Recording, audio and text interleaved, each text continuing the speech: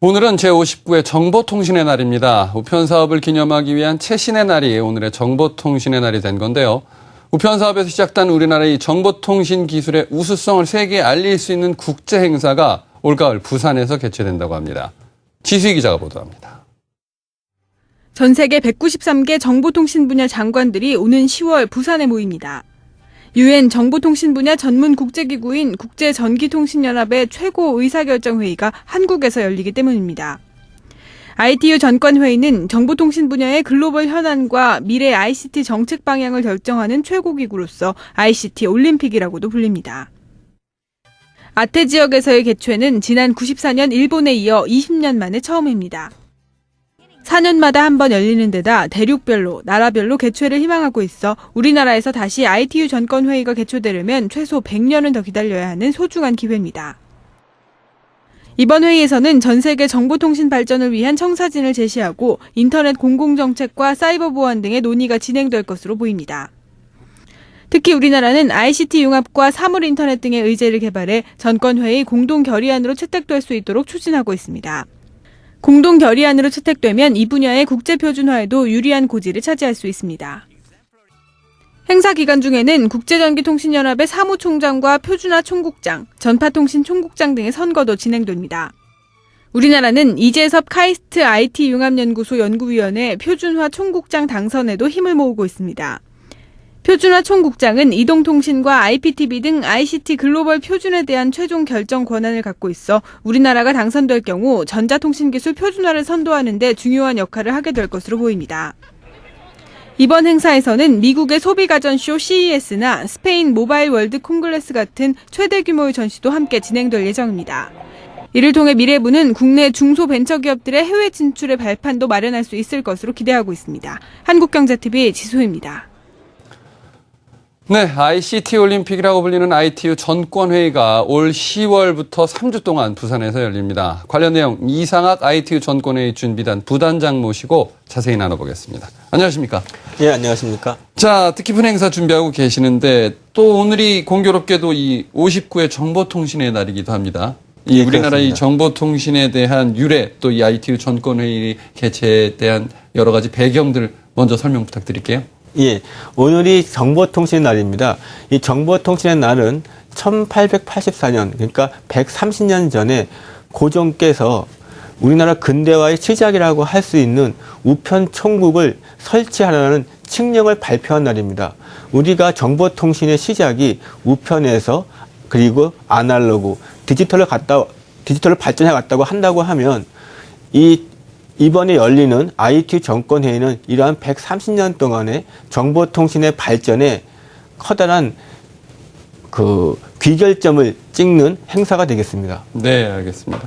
이 올해 ITU 전권회의를 우리나라에서 개최를 하는데 어떤 의미가 있다고 보면 될까요?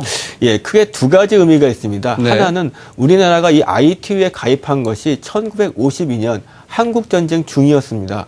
그때 우리나라가 전쟁으로 황폐화된 한국의 통신 환경을 ITU를 통해서 우리가 복구를 했습니다. 다시 이제 이것이 ITU 강국이 된 한국이 세계에 기여하는 계기가 될 것입니다. 두 번째 의미는 이제까지 우리나라가 ICT의 강국이라고 해도 대부분이 기술적인 분야, 인프라 분야였습니다. 네. 근데 이것을 넘어서 정책, 외교의 강국으로 나설 수 있는 중요한 계기가 되겠습니다. 네, 알겠습니다. 자, 그렇다면 이번 이 ITU 전권회의에서 구체적으로 어떤 것들이 논의되나요?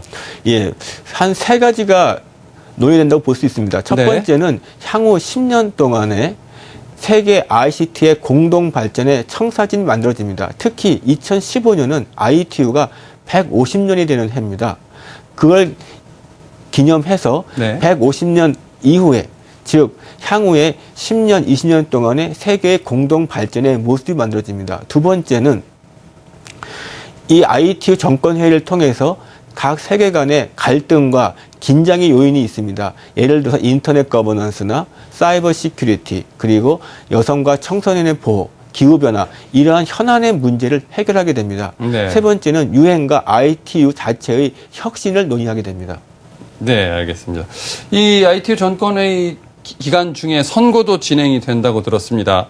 특히 표준화 총국장에 이 우리나라가 출마하는 것으로 알고 있는데 이 표준화 총국장이라는 자리가 어떤 자리인지 또 좀 당선 가능성은 어느 정도라고 보고 계세요? 예, 이 ITU 정권 내에서 선거가 이루어지는데 네. 총 65자리입니다. 그중에 네. 빅3가 사무총장, 표준화 총국장, 전파 총국장입니다. 아하. 이 표준화 총국장은 정보통신 모든 분야의 표준화를 결정할 뿐만이 아니고 우리의 인터넷 가버넌스, 그다음에 정보 보호, 정보 보안 분야에 최종적인 결정을 내릴 수 있는 중요한 자리입니다. 네. 특히 한번 선임이 되면 그 나라의 산업뿐만이 아니고 세계의 공동 발전을 위해서도 크게 기여할 수 있는 자리입니다. 현재 우리나라와 함께 다른 터키 그리고 다른 나라들이 출마를 하고 있고요. 네. 여기에 대한 그 당선 가능성은 사실 무기명 투표고 1인 1국가 1표기 때문에 어쩌면 예상하기는 어렵지만 네. 후보자의 개인적인 역량과 국가의 위상을 감안할 때는 충분히 승산이 있다고 보고 있습니다. 네, 정말 표준화 총국장도 우리나라 출신이 좀 당선이 됐으면 하는 바람을 가져봅니다. 이 올해 우리나라에서 열린 IT 전권회의, 기존에 개최됐던 IT 전권회의들과는 좀 어떤 차별화된 행사로 꾸며지나요? 예, 크게 두 가지의 차이가 있겠습니다.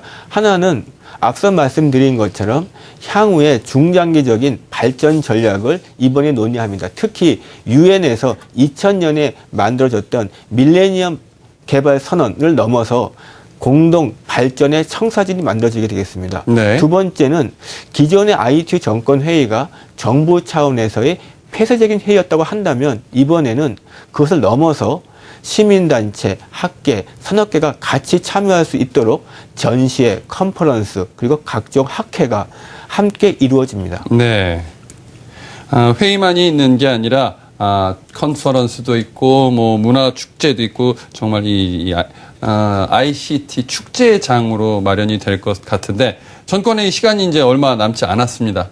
준비는 잘 되어가고 있는 거겠죠? 예, 오늘로써 정확하게 181일 남았습니다. 네. 저희가 이 준비를 하기 위해서 정부 전체적으로는 16개 부처가 같이 참여하는 범정부 준비위원회가 있고 또한 각 학계의 교수, 각 분야의 전문가들이 참석하시는 각 전문가의 전문위원회가 있습니다. 네. 아울러서 정치권에서도 여야 국회의원들께서 많이 도와주고 계십니다. 저희가 이러한 세 가지의 그 지원 그룹을 토대로 해서 차질 없이 준비가 될 수 있도록 만전을 기하고 있습니다. 네, 알겠습니다. 올가을에 열리는 이 국제전기통신연합 ITU의 최고 결정회의인 전권회의, 우리나라에서 모쪼록 이 ICT의 축제장으로 화려하고 성대하게 치러질 것으로 믿어 의심치 않겠습니다. 지금까지 이상학 ITU 전권회의 준비단 부단장과 말씀 나눠봤습니다. 수고하셨습니다. 예, 고맙습니다.